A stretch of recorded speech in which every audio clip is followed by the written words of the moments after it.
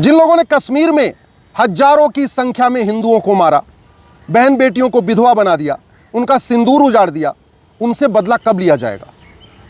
जिन आतंकवादियों ने बटला हाउस में इंस्पेक्टर मोहनचंद शर्मा को मारा था, उनको फांसी कब होगी? जिस आतंकवादी ने सेना के 4 जवानों को मारा, एयरफोर्स के 4 जवानों को, और आज 35 साल बीत चुके हैं, 1990 में मारा था, 2025 आ चुका है, उसको फांसी कब होगी?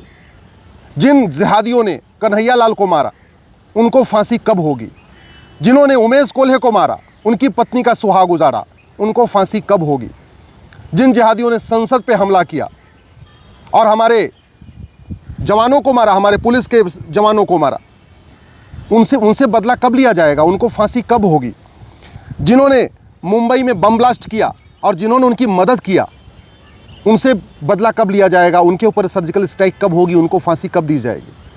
भारत में हजारों की संख्या में आतंकवादी आज भी जेलों में बिरयानी खा रहे हैं, और वह आज भी जेलों में इसलिए बिरयानी खा रहे हैं क्योंकि हमारी पुलिस व्यवस्था सड़ी हुई है, हमारी न्यायिक व्यवस्था सड़ी हुई है, हमारा कानून घटिया है, हमारे पास नार्को पॉलीग्राफ ब्रेन मैपिंग कानून नहीं है।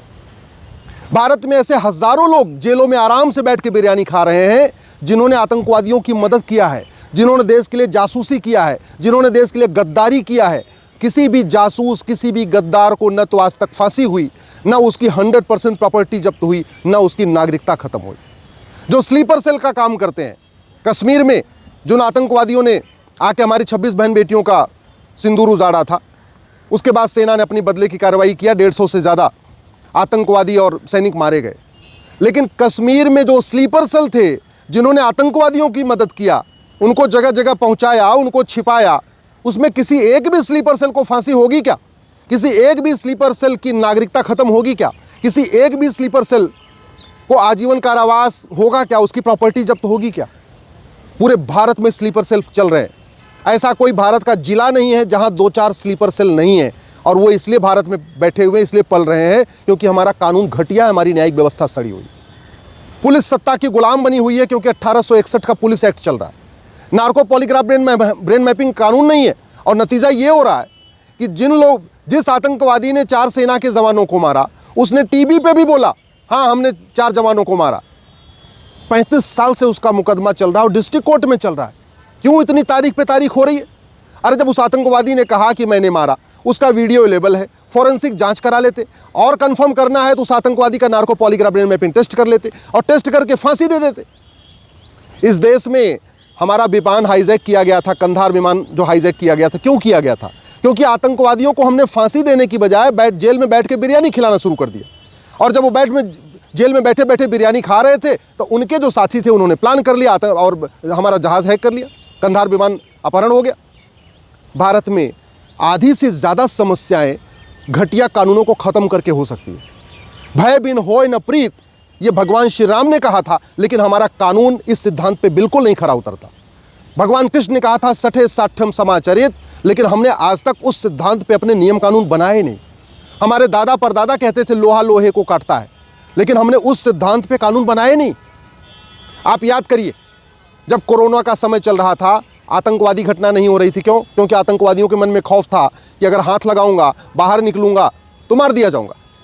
जब कोरोना चल रहा था, चोरी लूट झपटमारी बंद हो गई थी। क्यों? क्योंकि चोरी करने वालों को, झपटमारी करने वालों के मन में खौफ था कि अगर हाथ लगाऊंगा तो मर जाऊंगा।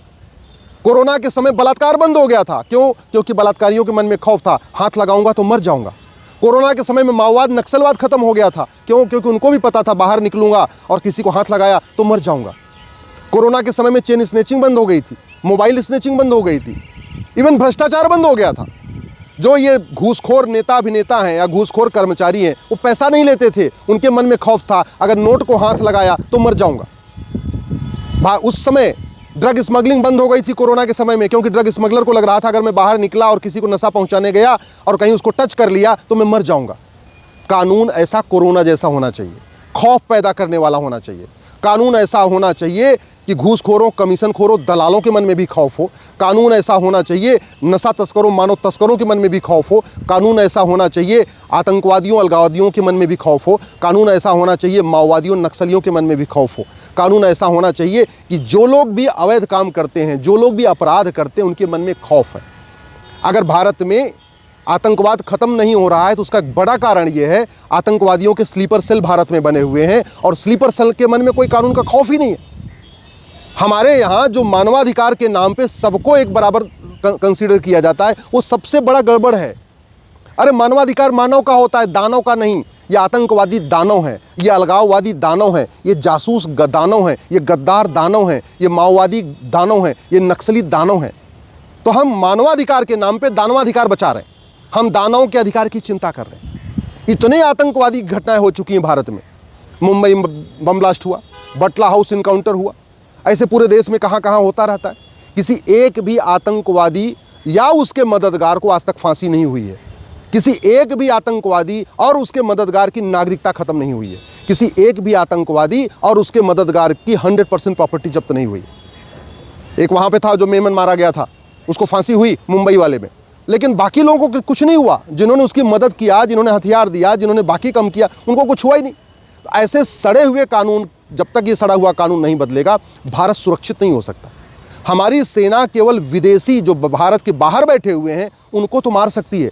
भारत के अंदर जो गद्दार बैठे हैं, भारत के अंदर जो जिहादी बैठे हैं, भारत के अंदर जो अलगाववादी बैठे हैं, भारत के अंदर जो PFI जैसे संगठन चला रहे हैं, भारत के अंदर जो जमाती बैठे हुए हैं, भारत के अंदर जो भारत विरोधी बैठे हैं, भारत के अंदर जो गजवा हिंद का सपना पाल के बैठे हुए हैं, उनको सेना थोड़ी मारेगी।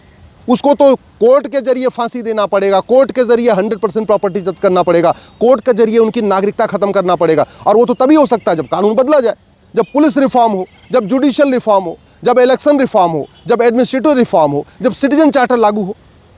फटाफट सजा तब होगी जब झूठी गवाही देना गंभीर अपराध होगा। ये अलगाववादी जिहादी 20-20, 50-50 हज़ार रुपये में झूठे गवाह खड़े कर लेते हैं और इनके गवाह आते रहते हैं, मतलब 200-200, 300-300 लोगों की गवाही कराते रहते हैं।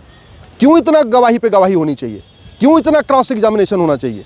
अरे आतंकवादी है, वो देश विरोधी है, वो जासूस है और गद्दार है, उसको पकड़ो, उसका narco polygraph brain mapping test कर लो, टेस्ट करके उसको सीधे सजा दे दो।